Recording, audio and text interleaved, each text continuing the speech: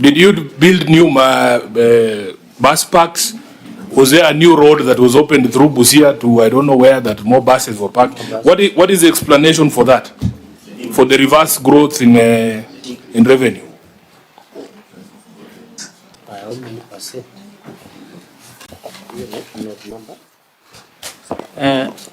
Through the chair, I think one of the measures that we took when we took over was to try and identify all the revenue collection points and the number of collection points that we introduced along the ways that initially we were not collecting. That's what enabled us to be able to... Are you looking at the numbers that Senator Sifuna cited? Are you looking at that note? Note 5. So that you know what you're responding to. We don't want theories. This is an exercise that is guided by evidence. Yeah, because to me, Chair, the explanation on ceding the collection of the trailer parks to KRA would demonstrate or explain why it moves from 26 million to 3 million. Now, with the same logic, what did you do to move your bus park from 2 million to 20 million? That's 18 million. What is the explanation?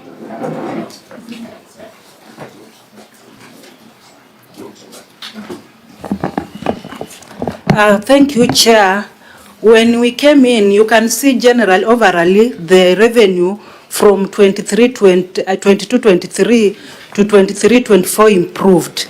So what happened? That revenue, it was on an improved basis. We combined the parking, the bus parking, with the small car, the single vehicle parking. We combined them together, and there is when the auditors came, they corrected us that we should separate those two revenue streams. So we separated, but by then we just improved it, combined with the car parking that improved that from the previous one. And that is the reason why overall the revenue increased. Yeah.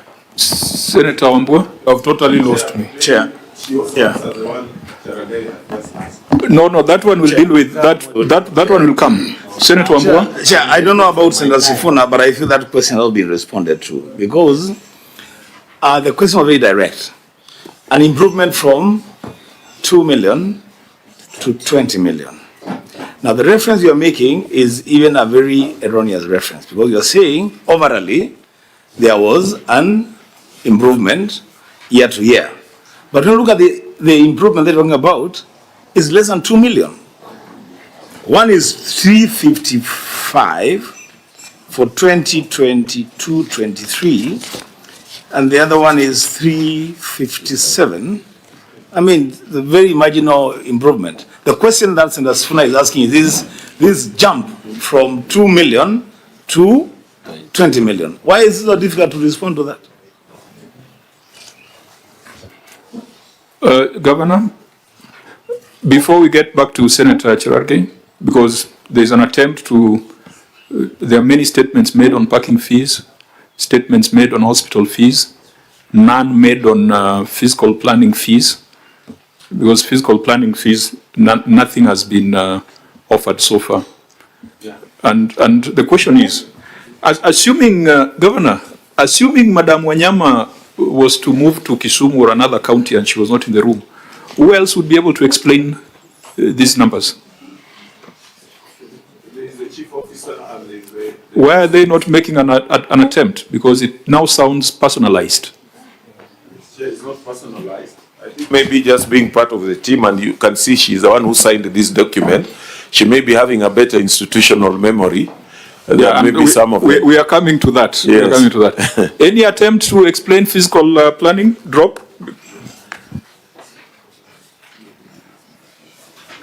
Because fiscal planning, we know what happens in counties is that your officers, they move around, they collect money from developers, and then that money never gets to the county.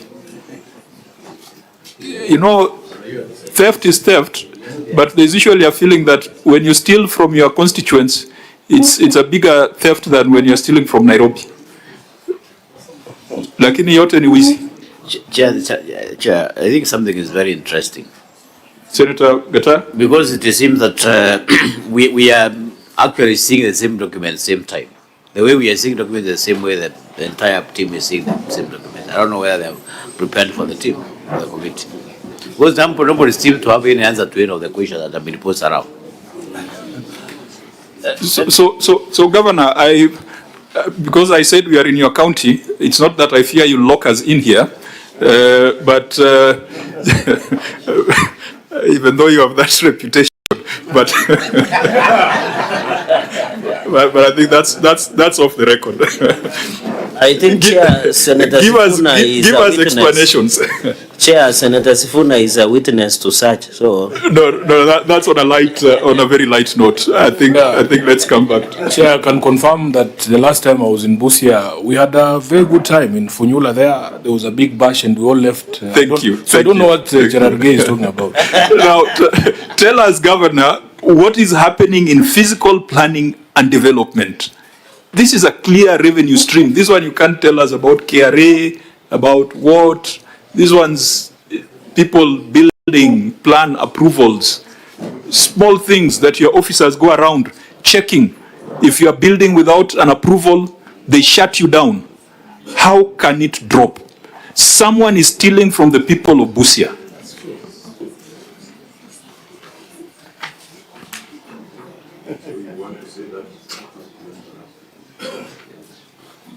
This cannot be industrial action by nurses. This, I think you have exhausted your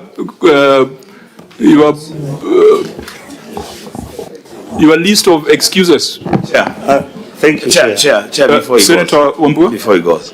You know, Chair, there's a question that that you always ask when we are beginning these interrogations. I hear you asking our Secretariat whether they receive these documents and they are ready to engage.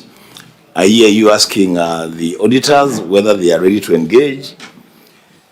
Chair, is it time that we begin asking the entities if they are ready to engage? Because clearly there is a problem. Clearly there is a problem.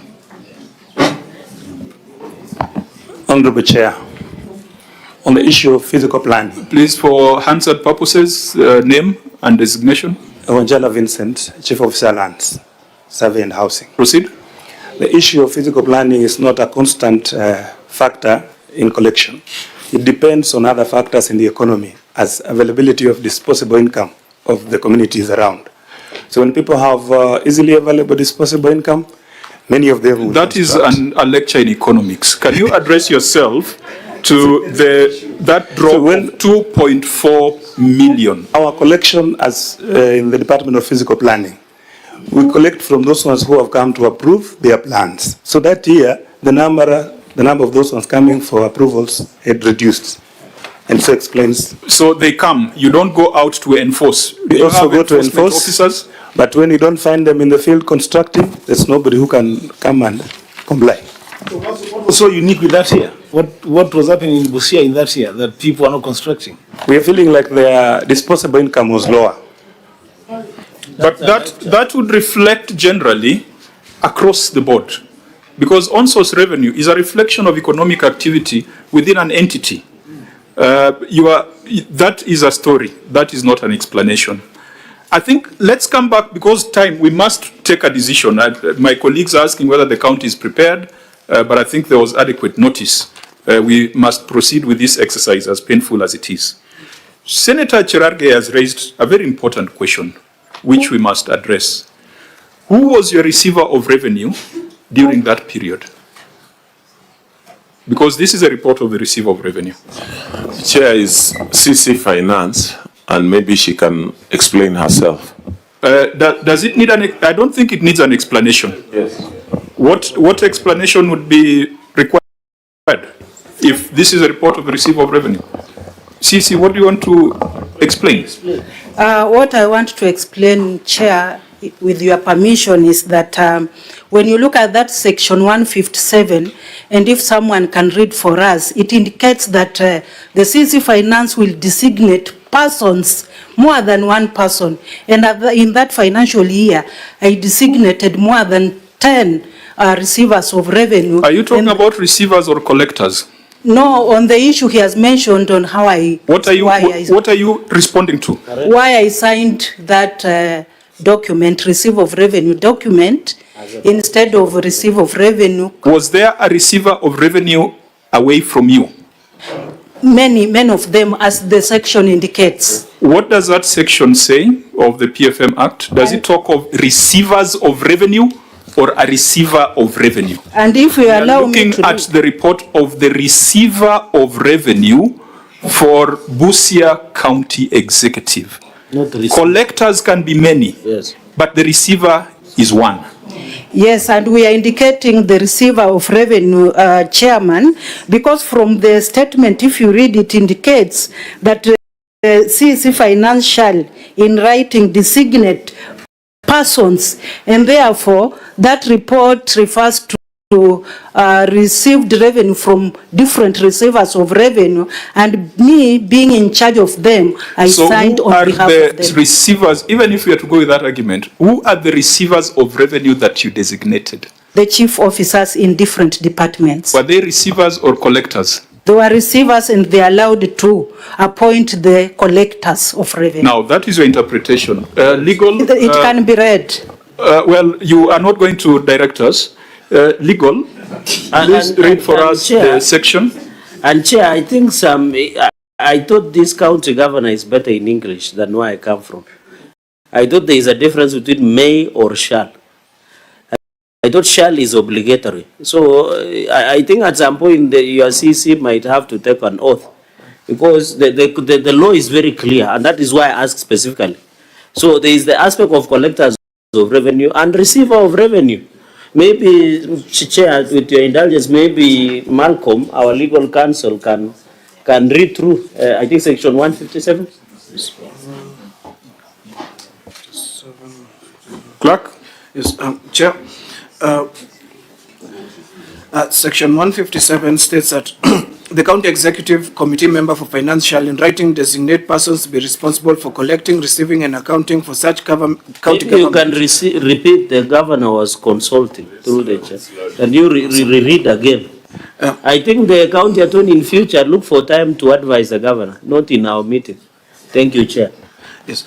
Section 157, the County Executive Committee member for Finance shall in writing designate persons to be responsible for collecting and receiving and accounting for such county government revenue as the County Executive Committee for Finance may specify in the letter. County government revenue is responsible to the County Executive Committee member for Finance for ensuring that the revenue for which the receiver is responsible is collected or recovered and is accounted for.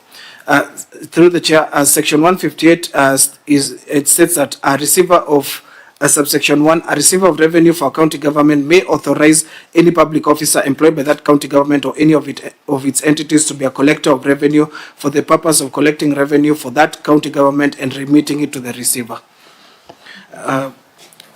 Subsection 2, any other public officer other than a receiver of revenue or collector of revenue for a county government who collects revenue for that government shall no later than 3 days after receiving it deliver the revenue to a receiver or collector of revenue for that county government. Subsection 3, a receiver of revenue for a county government shall provide quarterly statements to the county treasury with copies to the National Treasury and the Commission of Revenue Allocation.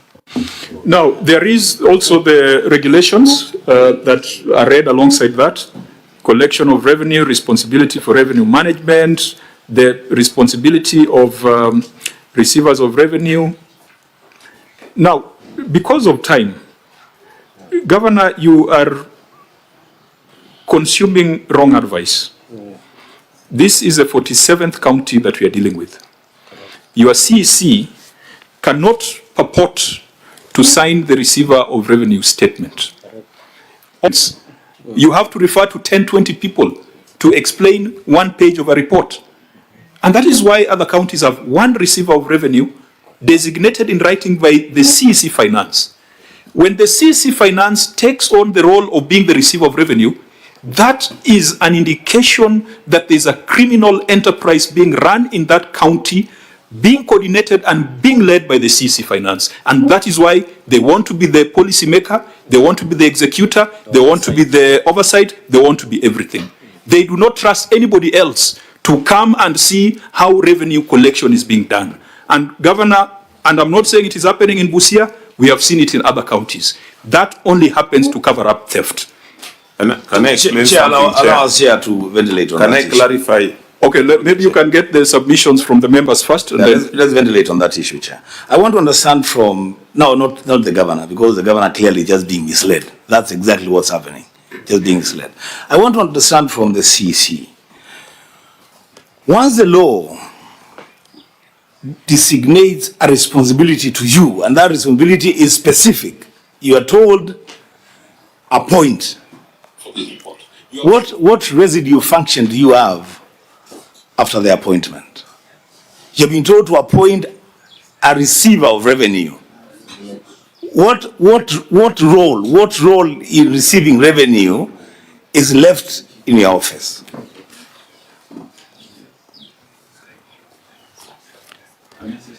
If that can be answered, I'll be very happy. I want to know, because the law is, she has read the law to us. She has been told to appoint in writing. So after you have appointed in writing, what role is left for you to execute in the office of the receiver of revenue? Chair, in addition, so that the governor can Senator answer Chirag. both, there was wisdom in drafting of the Public Finance Management Act, the regulations and section specifically, was to provide for the oversight and governance structure in terms of revenue. And that is why the CCM Finance was given power to appoint the county receiver, so that it is easy for her or him to ensure oversight and governance structure in terms of receiver of revenue. So I don't know, and you know they say in law there is no excuse in ignorance of the law, that maxim. So the point I'm trying to make, Chair, is either the CCM misled the governor, or the governor allowed himself to be misled, or the governor ignored the advice, because the law is very clear, Governor, that the CCM should, by the time, because these issues that have been raised on the issue of that has been collected under ALSO's revenue, where your revenue potential is more than 2 billion, but you are collecting 357, of course, inclusive of hospital, which we have passed the law on under FIF, should have been addressed, should have drawn a concern for you, that the CCM, Madam Topista Naiti Wanyama, was signing a county receiver of revenue. Yet she should be the one setting up the governance structures and appointing people. And the law is very clear, it says, shall. If it said may, we would have allowed her to get away with. Thank you, Chair, if you allow me. Governor? Yeah, and Chair, maybe just for clarity, if we had allowed our county attorney to say something, and then I will also be able to explain our governance structure when it comes to this.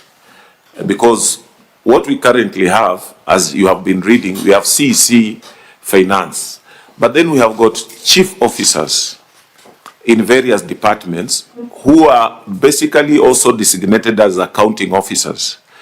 And then on the side of revenue, we also have got a director of revenue. So if you are just allowed us, because that's the structure that we have, if you are allowed us, maybe just our county attorney to say something, so that then we'll be able to see maybe the way we have configured our government vis-a-vis what you are saying, there could be some issues. But that is the way we have configured our government, that we have a CC, they designate, in fact, there are two designated functions to the chief officers, the authorized officer and an accounting officer. And then those roles are given to them on behalf of the treasury. Now, within the same treasury, we have got, in our structure, in our establishment, we have got director of revenue. Now, we have also been toying, or rather ventilating, on going the way you are talking about, having revenue boards. And I think we have even drafts on what we need to do to go that route. So if we just allowed, because it seems it is an issue of interpretation of the law, maybe just to see what our county attorney was able to guide us on vis-a-vis what we are saying and the way our government is configured, so that we clear that issue, rather than being that we could have configured the government purposely, you know, not to be able to undertake the mandate that the Constitution has given us. So I will give you a county attorney about 2 minutes, but Okay. that does not take us away from the fact that there are numbers here that are still not explained. Yes. That issue came up just to emphasize that that could be part of the reason why the governor is unable to explain numbers. because there are almost 20 people he has to refer to, and that is an extremely unhealthy and an unprofessional setup. Thank you, Honorable Chair. I'll stick to the legal questions. You were absent when introductions were made, so introduce yourself first. For the record, Honorable Chair, my name is Omboko Innocent, County Attorney, Busia County. Thank you. So allow me, Chair, to just limit myself to the legality or the legal question in terms of interpretation of Section 157 of the PFM Act. My reading, Chair, and this is my legal opinion, and Chair, I reserve, the right to be wrong. Even courts sometimes are wrong, but this is my interpretation, that the use of the language in that section, a designation of receivers of revenue, it's in the head note, receivers, not receiver. In the language, in the body of that section, it says designate persons, not a person. And then it says specify in their letters, not in his or her letters. Plural all through. My view, Chair, Honorable Chair, is that there is a discretion in terms of the organization of government, whether to select one person as a receiver of revenue or to have more than one, looking at the language of that provision, Chair. That is my interpretation. If I may go a little further, Chair. Okay, just before you go further, is it also your interpretation that the appointing authority can appoint themselves as one of those receivers of revenue? No, that's not correct. That is a problem. That's the problem we have. That is a problem we are dealing with. Well, my brother, you know, Yeah. we have a lot of respect for you, but we get very upset when we get people coming before the Senate trying to be clever. Because we are also very clever people. So please, don't perform legal gymnastics here. If a mistake has been made, Governor... Chairman, I will stop. No, just a minute.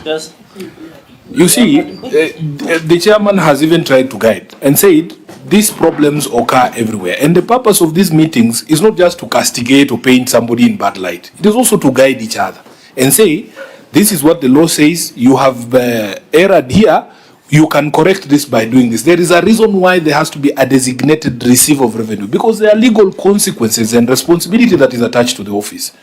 So, please, Governor, guide your team that... And Chair, that's why I was saying that because of just what he has read and the configuration of government, and that's why I thought that one of the main role of the Senate is to strengthen the institutions. So all we are saying is that if we had configured our structure in the way it is currently configured, I think we'll be taking recommendations from the Senate that maybe relook at that configuration so that it doesn't appear like, it is a deliberate thing. It's just the way we interpreted it. And we are here as we interact all the time, as you always say, to improve on policies, to improve on governance issues, to strengthen institution. So this can also be one area that we can look, that's the way I'm interpreting it, to say maybe we have been doing ABCD, we need to borrow from the recommendations, Chair, maybe we'll be guided by you, that maybe you need now to reconfigure government in a manner the way you have just said. But please, before we get there, Governor, because that's the way before we get configured. there, on the interjection by Senator Sifuna, whether the CEC can appoint themselves as the receiver of the revenue. We have a receiver of revenue report signed by the CEC. Is this therefore a legitimate document that the OAG and the Senate should consider?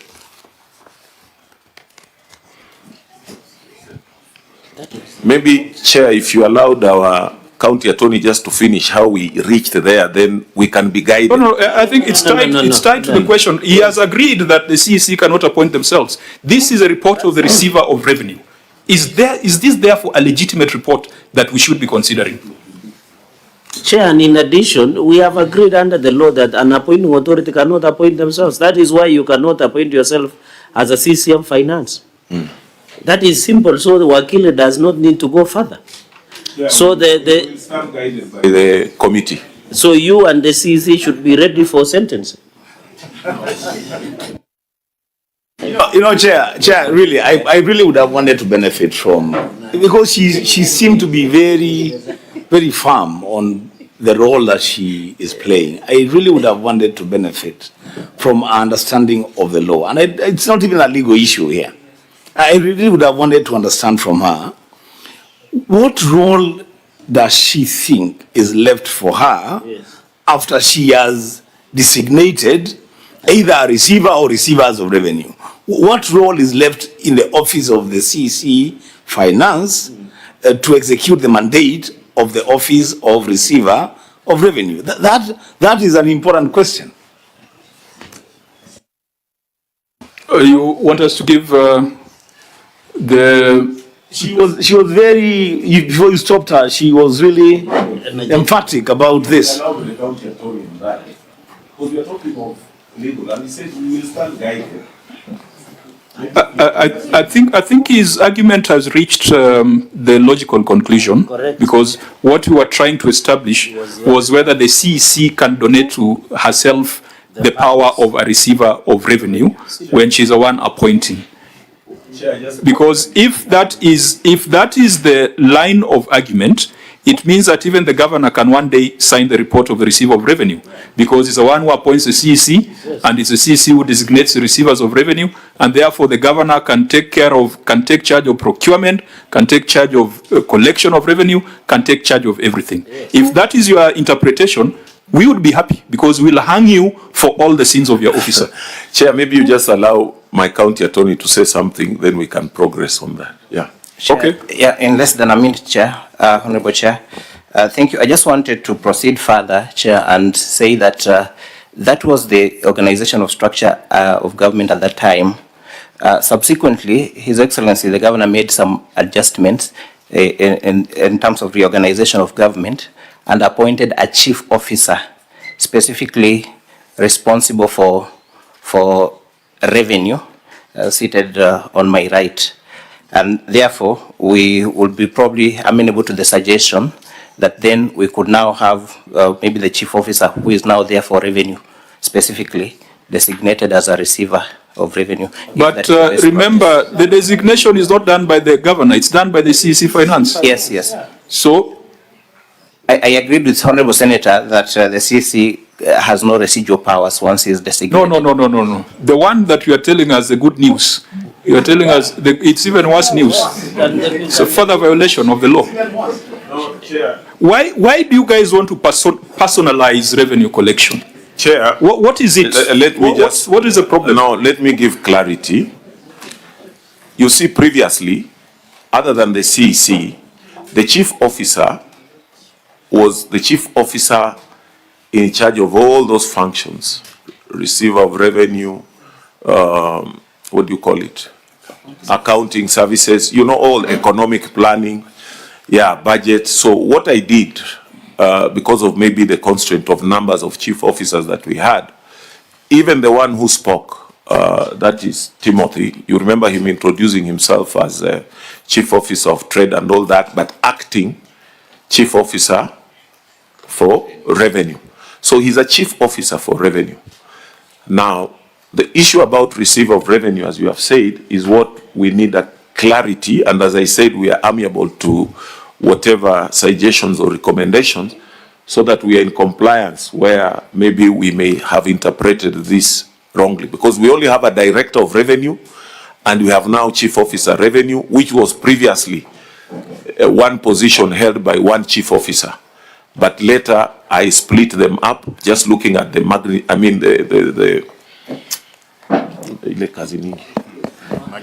the magnitude of work that was required, and we were not getting our way through. So that is what it is. Chair, then does it mean then the governor then has appointed the chief officer of revenue to be the receiver of revenue? Is that what you're saying? No. So has he been designated by the... Now that's what we are saying. Yeah. From what you are saying here, Yes. we seem not to have gone Designated, further yes. and done that designation, as you are saying, either from the CC Finance, because we assumed, and I tend to think just the way we have interpreted the law, that once the CEC designates somebody as an accounting officer or the Public Service Board designates somebody as an authorized officer on issues of HR, that was our understanding. that once you are designated, then all those various chief officers were purported or assumed to be receivers of revenue within their departments. In fact, a lot of times when we have been sitting, and even the way you're asking the questions, and you saw so many of them here, is because we assume that all of you, since you are the accounting officers, you are also responsible for that. And that, I think, is given by the CC Finance, not the governor.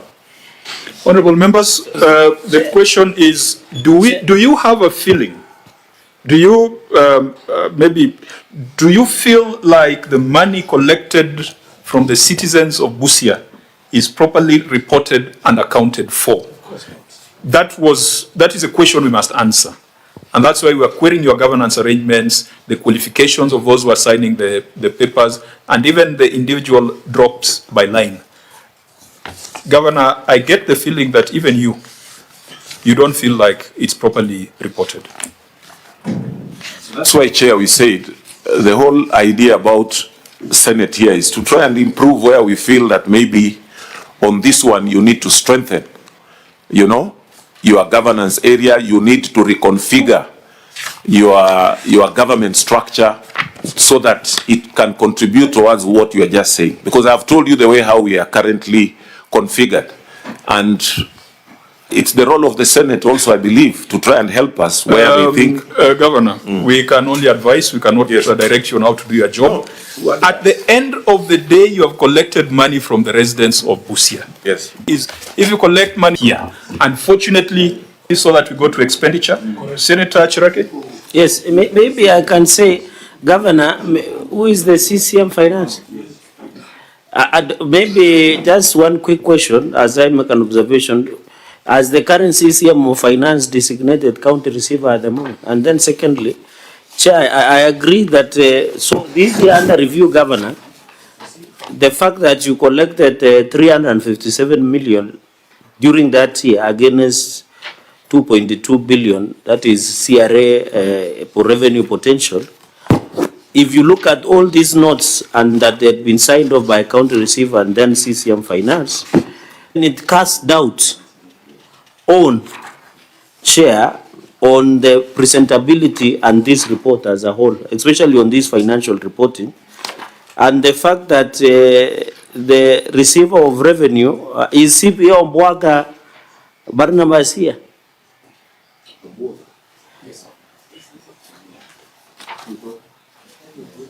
Oh, he's here.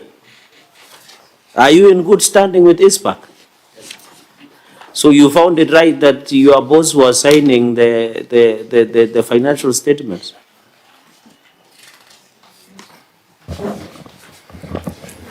Through the chair? Because you have countersigned with her. Thank you. I signed my part as a head of reporting. So you don't advise your boss when you see something wrong? Yes, CCM. Well, what I can say, to some extent, I have to receive information. So, Chair, just sit. So, through you, Chair, I think this was a cover-up. The intention that CCM Finance wanted to sign this financial statement is a classical case of a cover-up that looks like an organized criminal enterprise to rip off the hard paid money. Because, Governor, you and me are now, the problems we have in Kenya is because of taxation.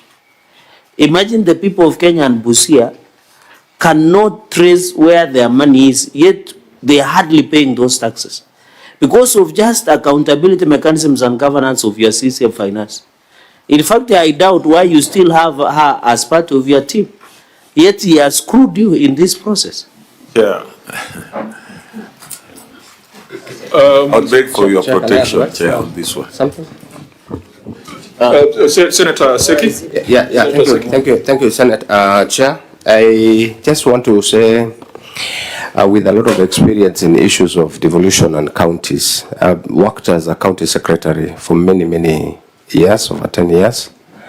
I've also advised counties during the transition authorities period of 2012-2013. I think it is important that you take this advice from the Senate Committee of PAC because it seems, Governor, you have a very big problem on how you've been advised on issues of this receive of revenue.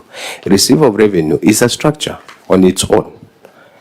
And I think I want to correct our legal counsel from your county that he needs really to go back and even seek advice from this committee and even from the legal counsel of the Senate, because you need to have a structure which is not, the receiver of revenue should not even be CEOs of within your counties, within the departments. It should be a structure within the entire government, under the CC in charge of finance. So I think it is good that you get it right, and immediately you get a receipt of revenue. It takes charge of almost everything and report to the CC in charge of finance, so that you don't have these other problems. But these are things that we can always discuss out of the cuff. Chair, thank you, Senator. Chair, my request, Senator Sifuna. My request is, when you exit this conversation, because you have the privilege of hosting the Senate in your county. Not many counties get that privilege. I would want to hear from you, Governor. The one thing that Senate can do for you to help you with your own source revenue as we exit that conversation. Okay, Senator Ambua. Chair. Then Senator Maruma. Mine will be to the county attorney through the governor. Personally, I don't believe that the county attorney has given you the right advice, and I don't believe that he is not aware that he has not given you the wrong advice. This running of government cannot be whimsical. It cannot be what people feel or how people interpret laws. I believe that somebody has deliberately, Governor, misguided you on this matter. I will not use the strong words that my friend Senator Cheragi has used, but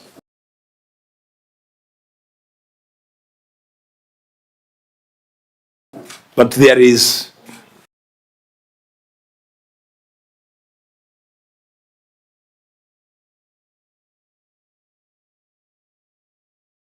very gray areas in your revenue collection. Very, very gray areas. And somebody is deliberately misadvising the office of the governor. I thank you. Thank you. Senator Maruma, Vice Chair.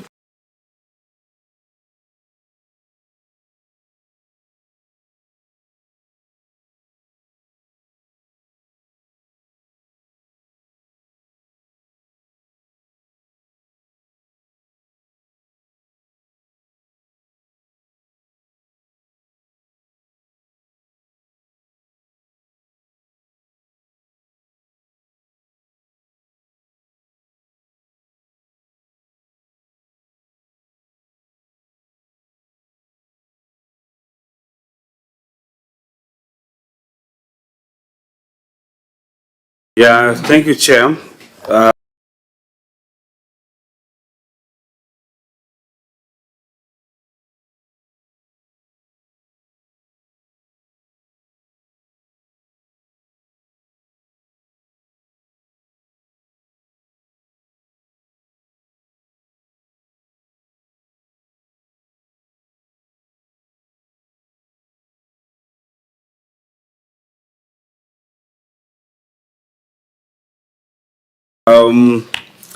On page 7,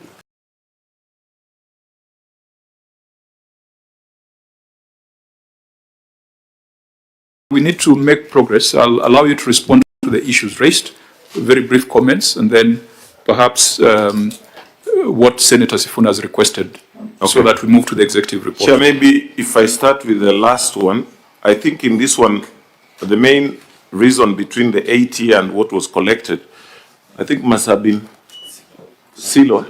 Huh?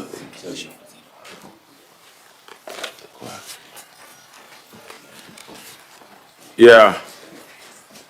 This is this silo contribution, I think, where we were expecting almost 58 million out of that amount.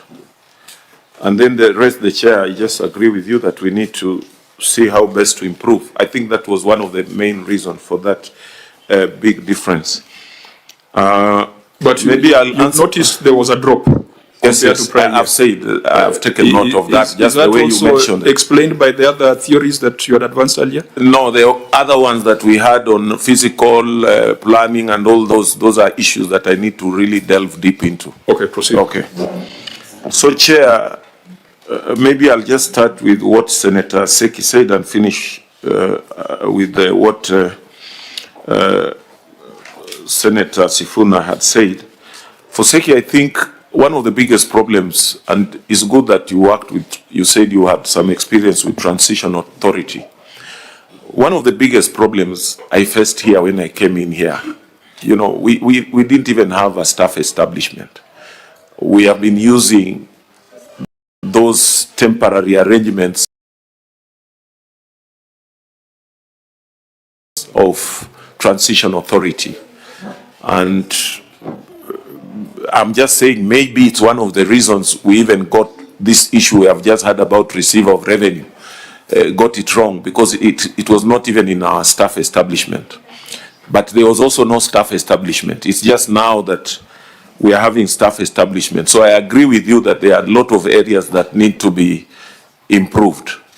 But for 10 years, almost 14 years, we have been using that transition authority thing. And you can see the way our government was configured. So I'll agree with you that there will be areas to improve.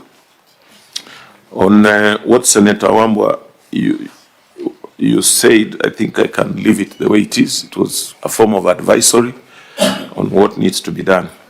On what Senator Sifuna has said, there are quite a number of initiatives, as I had said earlier, like the act that we stepped down. Maybe we can bring it to the Senate. You look at it, the one that had been passed by our county assembly, and maybe advise. I hope we'll be able to get a copy so that we can share with the Senate when they are still here and look on how best we can go around some of those areas that need to be done.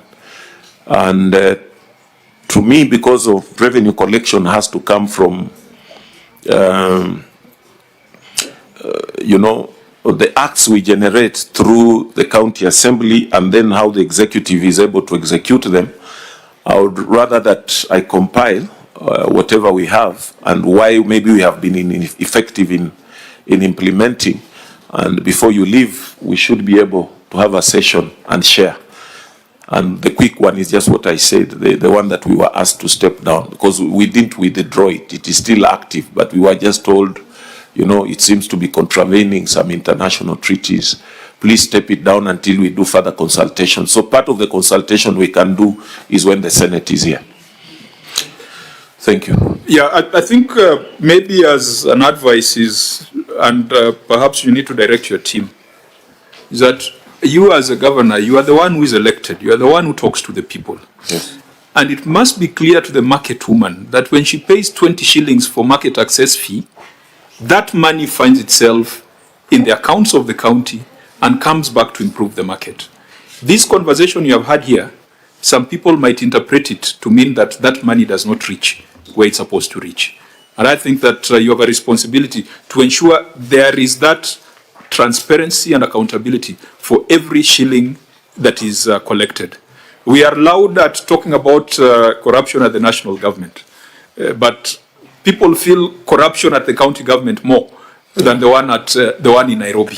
So please make sure that there are no hints and no perceptions that you are taxing a boda rider, a market trader, a truck driver, and then that money disappears in a conversation around receiver of revenue. Those are the things that make devolution look bad.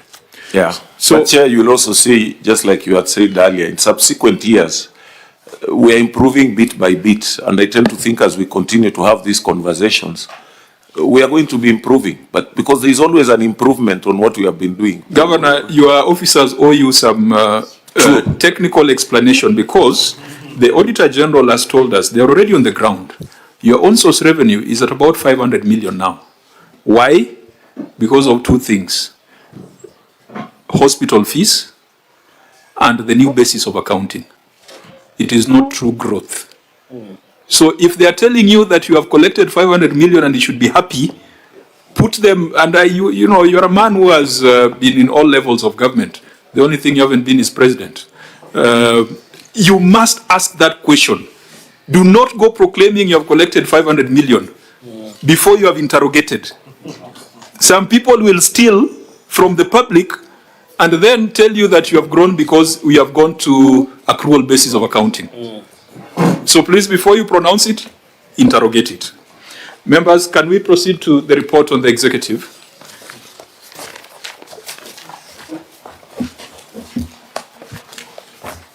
On the report on the executive,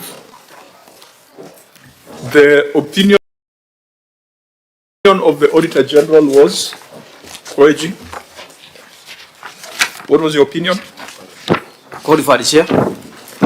Now, on that report, the Senate attempted to come up with recommendations, but we made recommendations on the basis of written submissions because, Governor, you did not appear before this committee to explain measures taken or to respond to the issues that were raised by the Auditor General. I think at this point, because this is a matter that came up at a past meeting that we had with the Auditor General, the Senator from Busia, Senator Okoiti-Omtata, had raised concerns about the report of the Auditor General for the financial year 2022-2023. The Senator went ahead and wrote to the Auditor General asking the OAG to expand her scope of audit to cover a few issues. One of the issues the Senator wanted interrogated for lawfulness and efficiency was construction of the Governor's Lounge. The other one were allegations of mispropriety in award of contract to WebTribe. The other one was procurement of a refrigerated truck. The other one was on beautification of Busia. The other one was on medical supplies, alleged fraudulent procurements leading to the lack of medical supplies to county hospitals. Then there was an issue on hire of dredgers from Uasin Gishu. There was an issue on pending bills and an issue on interest management. Now, the reason why I raise that, because that letter was properly served on this committee, properly served on the Auditor General, and properly served on the Ethics and Anti-Corruption Commission. We have already discussed this, so I just want very, very quickly the OAG to give us an update on how that matter was dealt with and whether those issues are in this report, and maybe EACC to give us an update so that we don't brush that letter aside, and then now we can go to the substantive report. OAG. Thank you, Honorable Chair. On those particular matters that were raised in that letter to the Auditor General, in the subsequent audit of 2023-2024, the following issues were raised. One, matters on pending bills and emphasis of matter, issue number 2.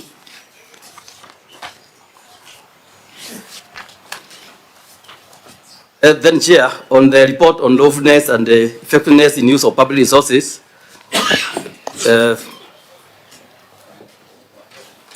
issue number 3.4 on trailer park at Mudida. Then, Chair, another issue was raised at paragraph number 4 under the same section of the report, titled "An Explained Construction of Designated Parking Areas at Busia Municipality." Honorable Chair, another paragraph is raised at the number 5, titled "Incomplete Innovation of Busia Stadium." Honorable Chair, another issue is raised at the paragraph 6 on "and explained the organization of Busia Town." Honorable Chair, another issue, number 7, raised titled Abandoned Project. Description is on modern fitting room at Bunyala Fishermen Comparative Society. Honorable Chair, another issue was raised at the receiver of revenue report at the paragraph 7, and that issue is titled Integrated Revenue at the Hospital Management System. The contract amount, sorry, was 59 million. Chair, on the hire of dredger, we didn't get any evidence that any payment were made to the county government of Western Igishu. Then, Chair, on the procurement of Governor's Lodge, that matter had been reported during the year 2022-2023, and the Governor indicated, or management indicated that EACC took the document for investigation. Chair can confirm that we wrote to EACC and they confirmed to us that they took all the documents in relation to that matter. Chair, we are still monitoring that matter in the current audit for 2024-2025. So the matter is not yet cleared, even if we have not been given documents. We have confirmation from EACC that they took the document for investigations. Yeah, but I think, as you had said earlier, that matter, even though the EACC is investigating it, if the non-conformances you had raised have not been addressed, then it should not disappear from your report. Sure, that is noted. We are going to have it included in the current audit of 2024-2025. Yeah, so that we don't give the wrong impression that this committee has cleared a matter and yet it is still outstanding. Senator, I just get clarity from the auditor. How much money was involved in that governor's launch? What was the figure involved? You can give us a few minutes, you can come, Chair. And Chair, when the auditor, EACC picks documents, why can't they just maybe do copies, certify them for the sake of having the documents back to the entity for the sake of auditing? How long would the EACC stay with the documents? Infinitesimally? Will they never come back to the entity? They took original documents and they never left out back copies. And as auditors, we don't audit copies. You can only look at certified copies. No, I think we'll get into a conversation which we said we didn't want to get into. The amount involved in the governor's launch was 29.9 million. It was in an audit report. The concern is that it is no longer in the audit report and yet it remains unresolved. That is a concern. And we have already addressed that, and we have agreed that in the audit you are carrying out, if the gaps are still unresolved, it must find itself in the audit report. Yes, we will, Chair. Because I think Busia is a fairly litigious county. I think there are some decisions that have come from the courts with regards to the role of even a senator in terms of oversight.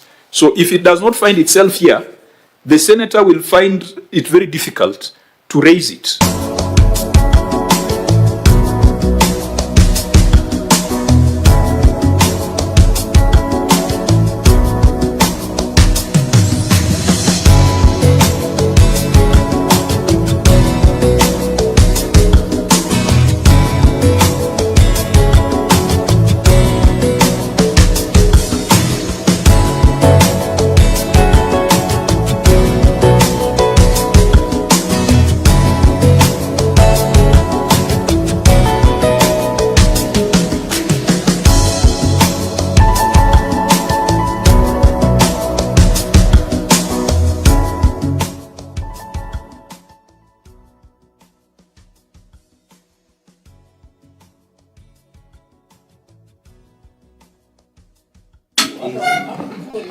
Sergeant at Arms, you are waiting for your signal.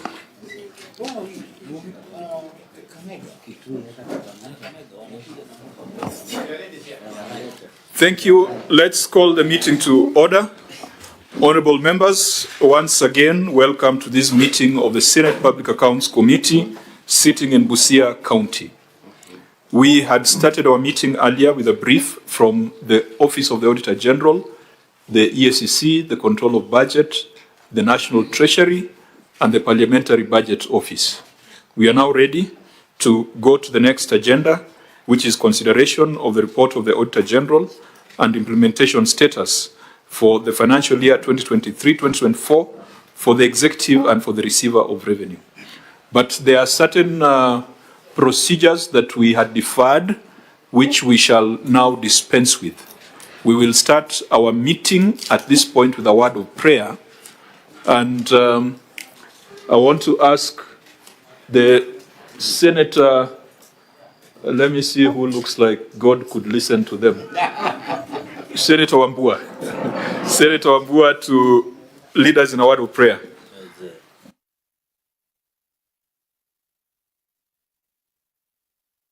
I doubt. Chair, here Senator Dulo is asking questions. You can respond to those questions. Let us pray. Almighty God, we beseech you to be all with abundant favor and blessings as your servants whom you have been pleased to call to leadership positions in this republic. We seek guidance to treat and consider all matters that shall come under deliberation in so just and faithful a manner as to advance the peace, prosperity, and welfare of our country and of those whose interests you have committed to our church. Amen. Thank you, Senator Wambua. We did not adopt the agenda at the beginning, so I'd request that we quickly dispense with that. The agenda is as laid before us. Can I get a proposer? I propose. Thank you, Senator Cherargei. Can I get a seconder? Yeah, I second. Thank you, Senator Mwenda Gataya. Next will be a very, very quick round of introductions. I see we've got a very big room, so we'll need to be very efficient with that. Let's start with members of the Senate present, starting from far left.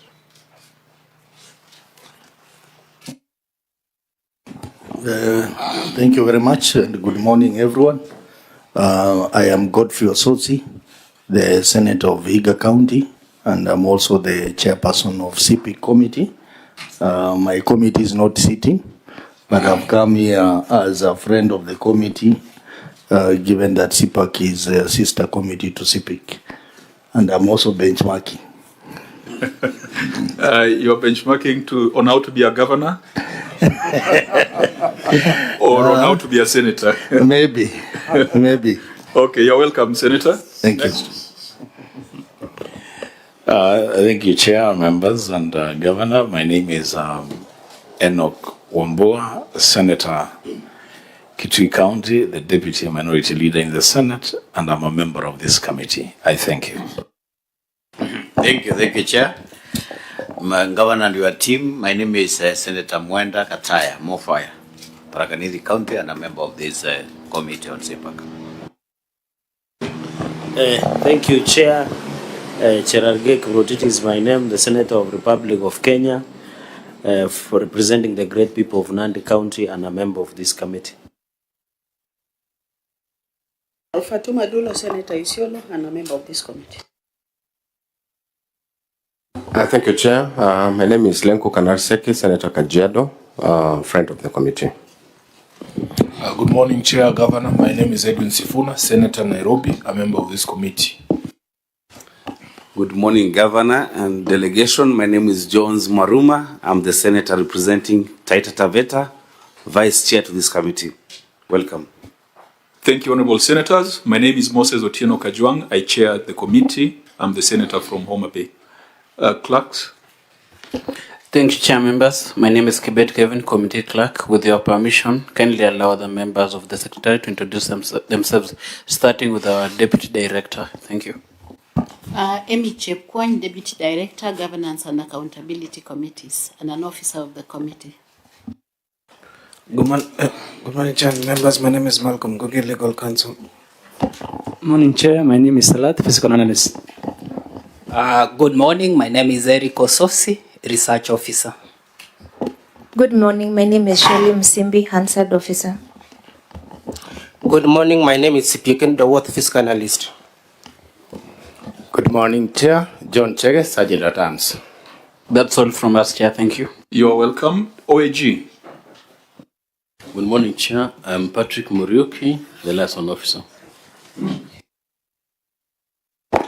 Morning, this is Maina Mwangi, Officer Auditor General.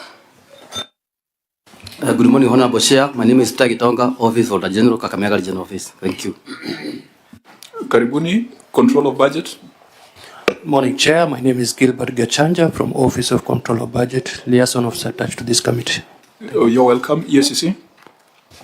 Good morning, Chair, honorable members. Patricia Chebet from the Ethics and Anti-Corruption Commission, a liaison officer attached to this committee. Karibu, National Treasury. Ended Kanata from the National Treasury. I think that's it for the stakeholders on this side. Do we have the County Assembly of Busia, particularly the Public Accounts Committee? Do we have the chair of the Public Accounts Committee? Honorable Chair, please introduce yourself, and maybe your members can also introduce themselves. Thank you, Chair. My name is Dr. Rute Boniface, Chairperson, County Public Investment Accounts Committee, and represent the great people of Amukura West Ward. Together with me, Chair, I have members of the committee. Kindly, I can start from the far left. Good morning. My name is Hagai Wanda, MCA Namaboto Nambuku Ward, and a member of the committee PAC. My name is Isaac Wamalwa, member of this committee. Thank you, Chair. I'm Honorable Bonventure Makoha, leader of the minority, member of this committee. Thank you. Good morning. I'm Honorable Beatrice Akinyi Opopo, member of this committee. Good morning. I'm Honorable Helena Chiong Oduor, member of this committee. Good morning. I'm Morina Cheng Ochieng, member of this committee. Good morning. I'm Rupia Kennedy, Vice Chair of this committee. Chair, that's it for your membership. I just want to recognize that we have a secretariat. Maybe you can just stand. Secretary of the Committee of Public Investment Accounts. As a secretariat. Thank you, Chair. Okay, are there other members of the County Assembly, even if not members of your committee? Friends of the committee? Any honorable member of the County Assembly? I think they are also engaged in other committees. That's okay. That's okay. Thank you, Chair. Thank you, Dr. You're welcome. We shall refer to you once we start the formal proceedings. Governor Busia, please go on record. Thank you, Chair. Let me ask my members to introduce themselves, starting from left. We are still blind, and we still don't know who the governor is. So please go on record. Okay. Sorry, Chair. My name's Paul Otuoma, the governor of Busia. Let me ask. Let me give this guidance because the room is quite full, and because of time, let's restrict the introductions to the CCs and the chief officers. Yes. Because I think there are many more other officers who have come to witness, but for efficiency. Yes. Okay. Fine. Okay. Thank you, Chair, Your Excellency. My name is Timothy Odende, Chief Officer Trade and Investment, Acting Chief Officer Revenue. Through the chair, my name is Gibson Wafula, Chief Officer in charge of County Treasury. Thank you, Chair. My name is Douglas Okri, the CEC for Treasury and Economic Planning, Busia County. Thank you, Chair. CS John Oscar Juma, County Secretary.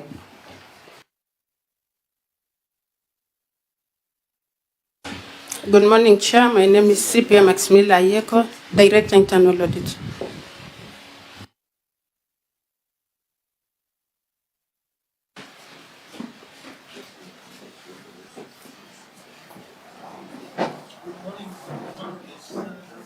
Switched off. Busia County. Okay, yeah, audit committee is important. Chair, I'm Baja Ken, Chief of Urban Development Fiscal Planning. Good morning, Chair. My name is Pamela Wori, CEC Lands, Housing and Urban Development. Good morning, Chair. My name is Topista Wanyama, and I'm the CEC member for Energy, Water, and Climate Change. Thank you. Good morning, Chair. My name is John Moroki, Chief Officer in charge of Environment, Natural Resources, Climate Change, and Energy. Thank you, Chair. My name is Vanjala Vincent, Chief Officer Land, Survey and Housing, and Acting Chief Officer Strategic Partnerships, ICT and Digital Economy. A very good morning, Chair. My name is Gira Dennis. I'm the Chief Officer in charge of Sports, Youth Affairs, and Tourism, Busia County. Good morning, Chair. I'm Patricia Okello, Chief Officer in charge of HR and Public Communication.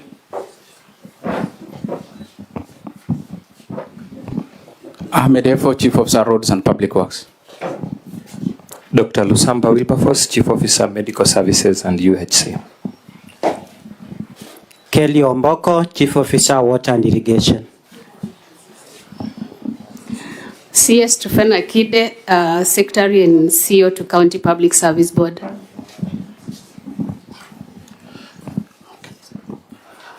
Honorable Chair, my name is Alfonso Quara, Senior Clerk Assistant to the County Assembly Public Accounts Committee. Thank you. Okay, are we done with the CCs and the COs? Did I hear County Attorney? Did they go on record? Okay, fine. For those who didn't introduce themselves, you are not any lesser. It's just because of time. Because by 2 o'clock, we will need to go to the chamber. So feel most welcome. The Sergeant at Arms will circulate a sheet, I believe so, for Hansard and minuting purposes. We proceed to the next order, which is administration of oath and tabling of documents. Clerk of the Senate, you will guide the governor in that exercise.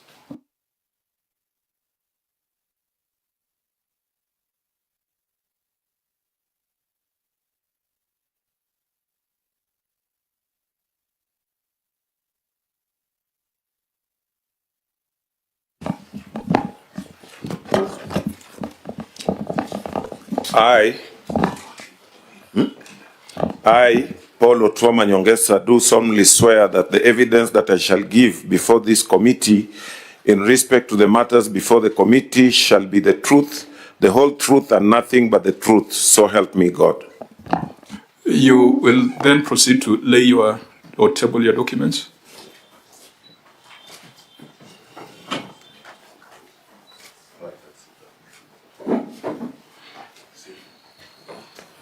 Okay.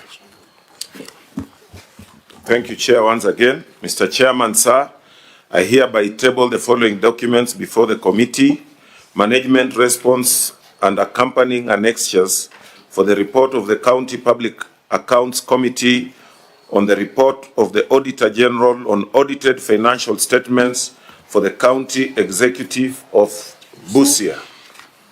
That's all. For the financial year 2023-2024, and management responses and accompanying annexures on the report of the Auditor General on the receiver of revenue for the County Executive of Busia for the financial year 2023-2024. Okay, so having gone through those formalities, Auditor General, could you confirm that you have interacted with what's been shared and you are able to guide us today? Thank you, Chair. Yes, we have received the responses from management. We have reviewed them, and that the Busia County Executive submitted their documents as prescribed in our letter to them.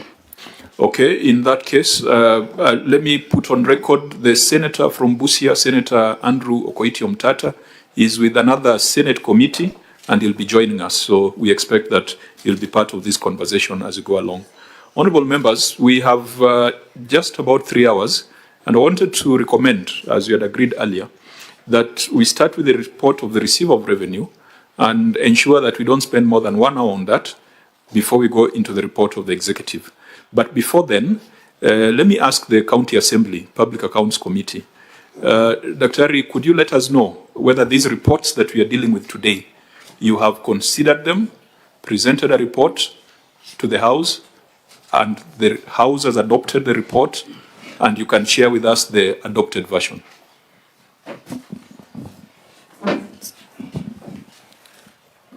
Can I start? Thank you, Honorable Chair. I want to confirm that the report of the receipt of revenue and the county executive financial statements for the year ending 30th June 2024 was submitted to committee. The committee has been able to look at the reports, performed the cross-examination. However, the reports have not been adopted by the House because of the constraint of the timeline that we were able to have before this particular committee. But I confirm we have the draft reports with us, which you can share with your committee chair. I believe your standing orders are similar to ours, which says that matters before committees shall not be referred to until the point at which they are adopted by the House. So we will not be receiving the draft. Noted, Chair. But, Dr. we've been together in this, and I think this is one of the Public Accounts committees that I personally have a lot of confidence in. The auditor has also told us that you have engaged them. Yes. What has been the constraint, also bearing in mind the matter, that matter in Nairobi, which you are well aware of on constitutional timelines? How do you see your committee progressing? Chair, I want to note that this committee has really tried to be current. We had a big backlog, 28 reports for the previous second assembly that had not been handled. And I want to report that we are current to date. The matter, in fact, for the receipt of revenue statement we're going to look at today, we have done extensive engagement, which I think at the appropriate time we'll be able to give our position, our findings for the purpose of this particular engagement. Thank you, Chair. Dr. You know that whatever you're doing now is academic. In terms of binding recommendations, in terms of the timelines, the governor and his team can easily be hostile, even though they shouldn't be, because you have the power to summon any person. Yes. So they should never use that as an excuse. No. But in terms of the binding effect of your recommendations, you are a bit late. Thank you, Chair. I've noted that. We've said that we have the draft reports, which we should be able to table when we resume our sessions, Chair.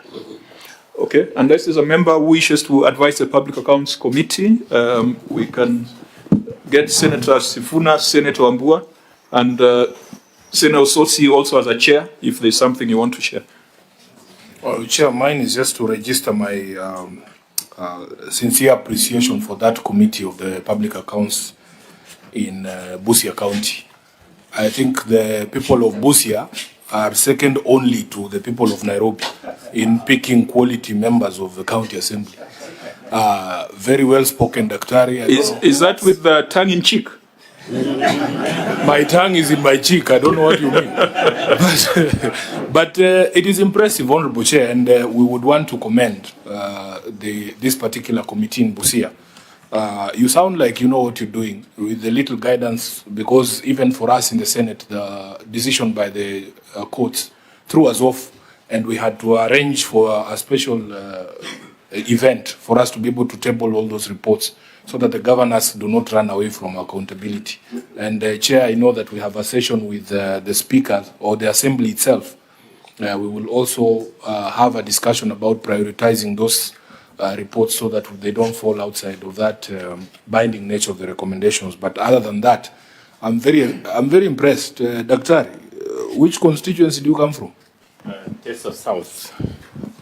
Teso South. I have noted that as, Yes. as SG of ODL. Thank you. Let me give guidelines. Party titles were left at the door because they might be misused in these proceedings. Thank you, Chair, for that guidance. Thank you. Senator Wambua. Thank you, Chair. I would have said that Sifuna has spoken for me, but now when he invoked Nairobi, then I have to retreat my submission and say, yes, I think the County Assembly of Busia, you seem are within the timelines. in which case actually will make the work of this committee here very, very easy. We'll be able to collaborate better if all of us are on the same page. As for the constituency that will come from, as the chief advisor to one Honorable Dr. Stephen Kalonzo Musyoka, I take note. I think people are misusing the fora and podia that I'm giving them. Yeah, so let's stick to the accounting issues. Senator Osotsi, I don't know what your experience is with the Assembly with regards to the other accounts for special funds. Well, I think I concur with your committee chair that this particular County Assembly Committee is doing a very good job. Every time they have appeared before my committee, they have been tabling their reports, and their reports are in time. Maybe this particular one, as he says, could be due to time constraint. And I think this is something that other county assemblies should learn. I've only seen 2 county assemblies, I think Busia and Kisumu, whose Public Accounts Committee are doing a wonderful job. But the rest don't even appear when they're invited to appear alongside the governor. So I think it's also an issue about the governor, because the Busia County and I think Kisumu County have been very facilitative compared to other counties. So Governor, I think you have so far done a good job in ensuring that your county assembly appears to the Senate alongside yourself. And you know, Busia County is county number 1 for our party ODM. So we are setting standards. Order. When we leave this room, I'll revert to my position as a member of ODM, but I think for now, let's focus on the numbers. County Assembly, we are here not just to grill, but we're also here to help you build your capacity. And that's why it's important for Senate to come mashinani. And when we'll be having our conversations, if there are challenges, the executive not honoring summons and all those issues, please share with us and we can find a way of helping you to overcome those obstacles. So for now that we have gotten the report from the County Assembly, let the Senate do its work. We'll start with the report of the Receiver of Revenue. On the report of the Receiver of Revenue, the Senate did not make specific recommendations because we were operating under pressure of time. And therefore, the Senate took the position that it agreed with the Auditor General on all the issues that the Auditor General had flagged. What we expect today, Governor, is what action you have taken to mitigate or to close or to correct the non-conformances that were raised by the Auditor General in the Receiver of Revenue statement. In the first 1 hour of our meeting today, we have spent a lot of time getting an update from the Office of the Auditor General. We will not go paragraph by paragraph. We will take a global view on the Receiver of Revenue. While looking at your report, Governor, members are concerned about your actual collection compared to the on-source revenue potential of Busia County. Parliamentary Budget Office, what is the estimated OSR potential for Busia County?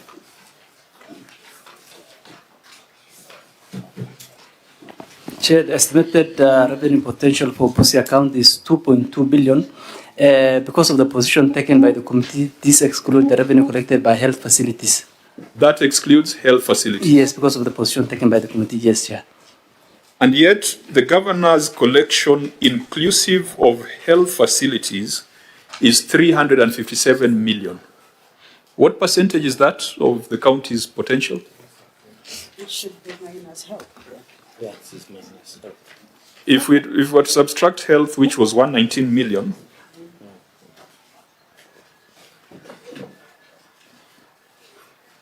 because if you subtract health, you have 236 million. versus 2.2 billion. That's just 10% of your potential. Governor, do you own 2.2 billion as your revenue potential? It is a figure that was worked on by the Commission on Revenue Allocation, a constitutional body. Chair, I know that we have got potential, maybe not within the range of 2.2 billion, but I'm aware that of some revenue streams that we can quickly bring on board. And maybe I'll also be asking this Senate to help us in actualizing some of them. Chair, you know we are a border county. And just like being a border county, if you look at it, what happens in Mombasa in terms of export, nearly 70% of it transits through Busia here to Eastern Central Africa. But Chair, in terms of the county itself, because of that unique position that we are in as a border county, you'll find that we are not truly participating in that kind of economy, either because of some legal issues, like we used to collect some money from transiting trailers. But because of so many other factors, like the one-point border stop, the international treaties, that was stopped. And currently, through the Assembly, we try to pass an act that would allow us to collect some of those revenue streams. But we hit a headwind when we were told to stop it until we do some further consultations. And that was entry fee for trailers. And if you look, like we have got almost 1,000, or is it 2,000 or 3,000? 1,800 trailers that transit here per day. Even if you do at 500 or 1,000 that had been proposed, then you will find that that will be giving us a very significant revenue. So we are still in the process, and Chair, during the leadership meeting, I pleaded through your speaker that maybe we will need a little bit of support to even our county assembly to revisit that act and see how best, what amendments we can do that may not be in conflict with what was being said, our international obligations. Because we had started collecting that time, I think, almost 1 million shillings per day. Was it? Yeah? When we were effecting that law, we had started collecting almost 1 million shillings per day. But when we stopped, then that just dried up. And that can be seen from our previous revenue stream. So that is one area. Another area we have been struggling with, Chair, is to come up with the infrastructure that can support making Busia logistics hub. And these are issues of trailer parks and all this. And these have been there.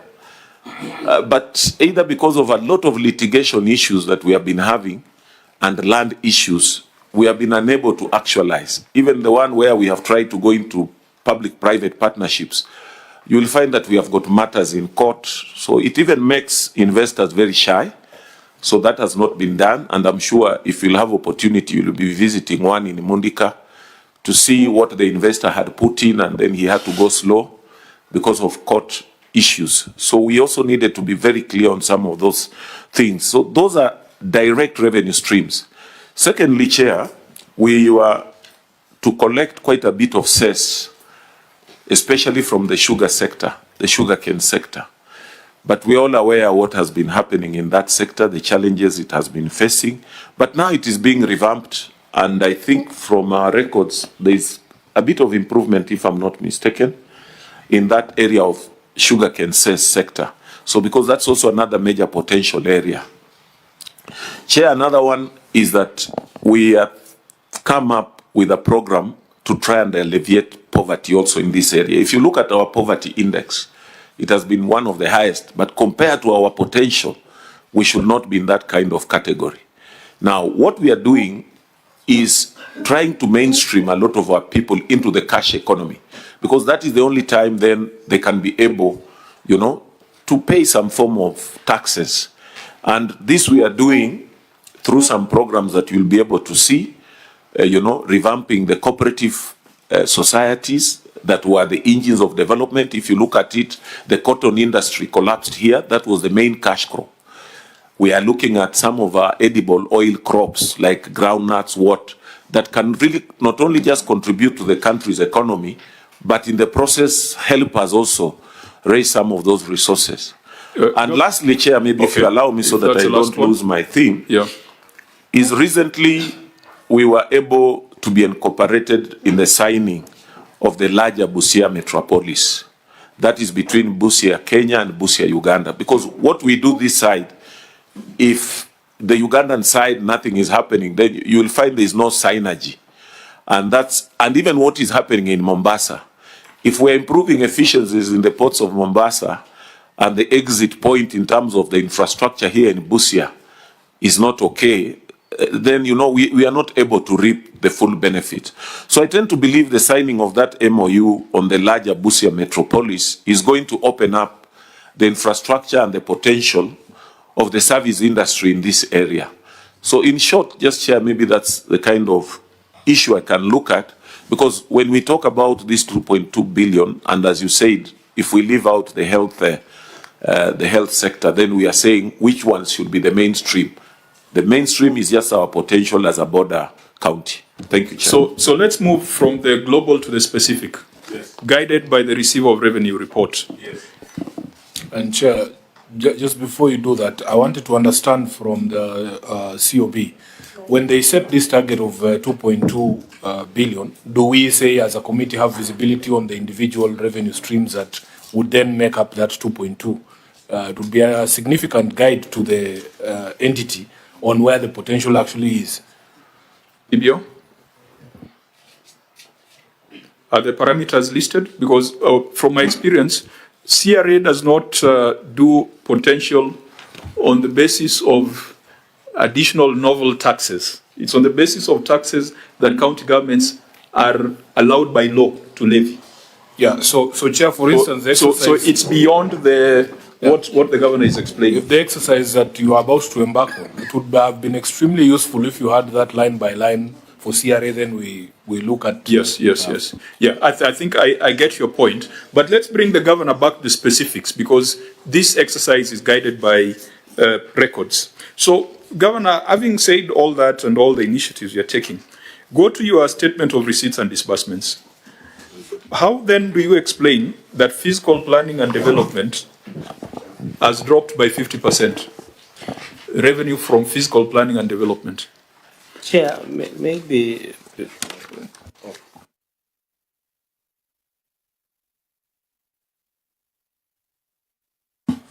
The statement of the Auditor General, there is... the receiver of revenue statement, your statement of receipts and disbursements for the year ended 30th June 2024. Which are it is immediately after page 9 of that report.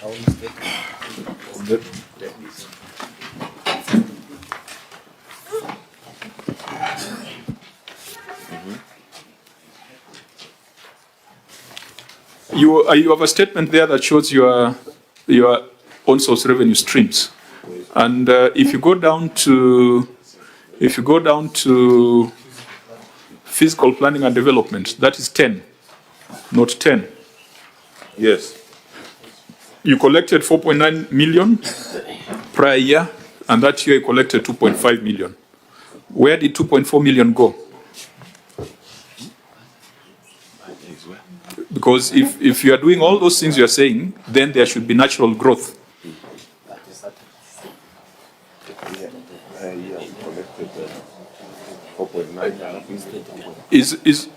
Can someone help the governor to be? Yes, I'm trying to talk to Can you allow the governor to assess the document? I'm talking to Chief Officer in charge just to explain to me.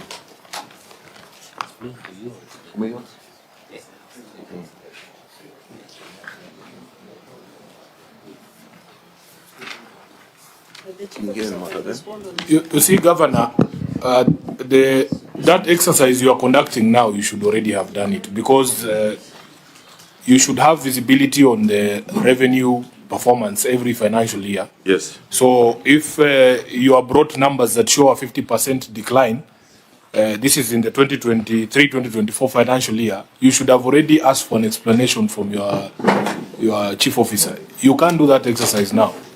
Because if you are seeing these numbers for the first time with us here, no, Chair, it's very unfortunate. No, I've seen some of these numbers, but Chair, maybe the details, I just need them to jog my memory. When you saw them, you didn't ask them. Yeah. Huh? When you saw those numbers for the first time, you are not as I'm shocked as the just trying chair to jog my mind, Chair. Okay, Governor. Jog my memory because I. Yeah. Because you gave the global picture as a CEO. Now we want to go to specifics, so that we are able to tell whether your global vision is accompanied by action.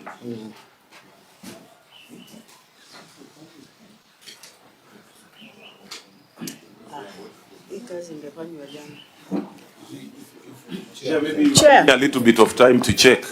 No, Chair. If the governor feels that he might not be able to respond adequately, Yes. he can pass it on to the chief officer to fast track the process. That's what I'm trying to. Yeah, but you are holding a meeting within a meeting, which is not. Okay, who has the answers? Because remember, this is money collected from the residents of Busia. And if the money collected from residents of Busia cannot be accounted for, then we are not sure about the money that comes from the consolidated fund.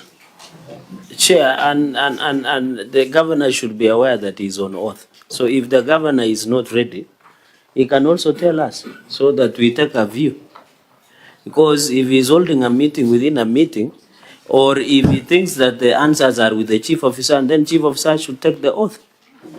Or we interrogate any problem or through the oath of the governor. Okay, members, since today we are sitting in Busia, we can extend a little bit of clemency to the governor of Busia.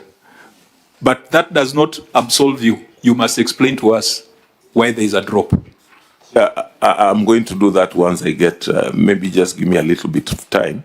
As we move to another matter, then we can revisit. Okay, the second matter, honorable members, the second matter, go to the line on parking fees. Governor, note 5. Your parking fees have reduced from 31 million to 29 million. You have given us your global picture, the measures you're taking. How then are we seeing a drop in parking fees? Remember, this is money collected from the people of Busia.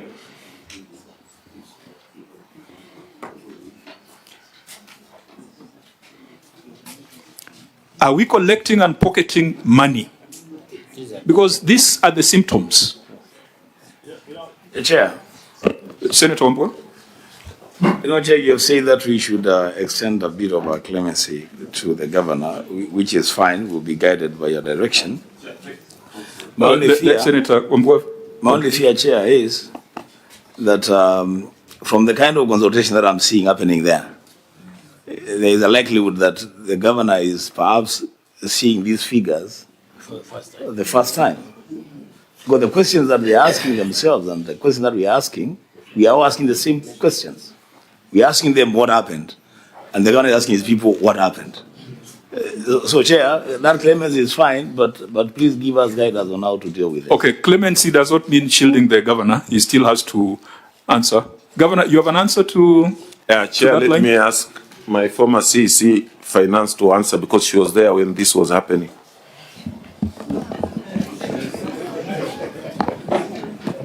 Thank you, Chair. I would want to respond on that issue of reduction in the parking fee because, Chair, before we had a place which we were using as parking, the parking place at the border called One Stop Border.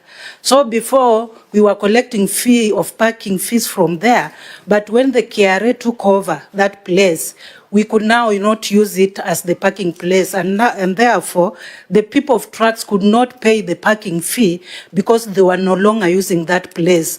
Okay, hold on to that. Go to note 8, hospital fees, from 153 million to 119 million. Why are you handing back the microphone? Oh, that one is not yours. Okay, Governor, it's been brought back to you. Hospital fees has dropped from 153 million to 119 million.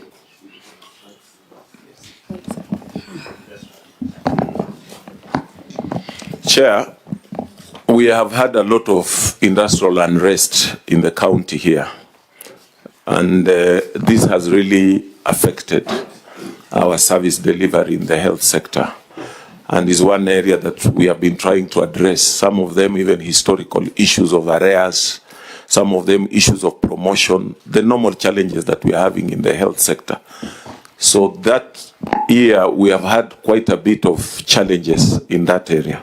Is that, Governor, you know, the good thing is that you have been in Parliament. Yes. You've been in Cabinet. Yes. And you have sat in some of these committees.